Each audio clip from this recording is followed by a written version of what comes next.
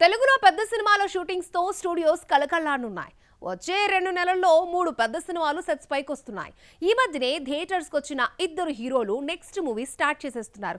ఎవరు ఏ సినిమాతో మళ్ళీ బిజీ అవుతున్నారు? మనశంకర వరప్రసాద్ గారు పూర్తి కాకుండానే బాబీతో సినిమాను ప్రకటించారు చిరంజీవి. గతంలో ఇద్దరి కాంబోలో వచ్చిన వాల్తేరు వీరయ్య సూపర్ హిట్ అయింది.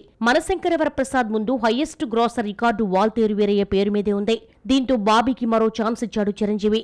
చిరంజీవితో సినిమా సెట్స్ పైకి రావడం అంటే పెద్ద కసరత్తే జరుగుతుంది. వాల్తేరు వీరయ్య షూటింగ్ టైంలో క్లైమాక్స్ ను మార్చడం కోసం షూటింగ్ ఆపేశారు కూడా. పగడ్బందీ స్క్రిప్ట్ కుదిరే వరకు సినిమా మొదలుపెట్టిన చిరంజీవి బాబీ కథతో ఇంప్రెస్ అయ్యాడు. ఫిబ్రవరిలో జరిగే పూజా కార్యక్రమాలతో షూటింగ్ లాంఛనంగా మొదలవుతుంది.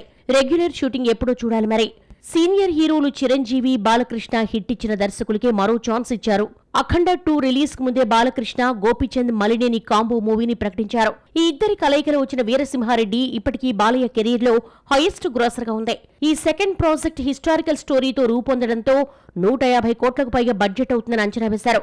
అఖండ 2 టాక్ బాగున్నా హై బడ్జెట్ కారణంగా కాస్ట్ ఫెయిల్యూర్ మూవీ అయింది.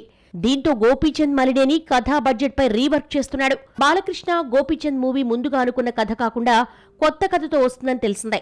బడ్జెట్ ఎట్టి పరిస్థితుల్లో 80 కోట్లకు మించకూడదని బాలయ్య గట్టిగా చెప్పడంతో అందుకు తగ్గ బడ్జెట్ తో దర్శకుడు సినిమా ప్లాన్ చేస్తున్నాడని తెలిసిందే. రీసెంట్ ఇంటర్వ్యూలో గోపీచంద్ మాట్లాడుతూ సినిమా మార్చిలో మొదలవుతుందని తెలిపాడు.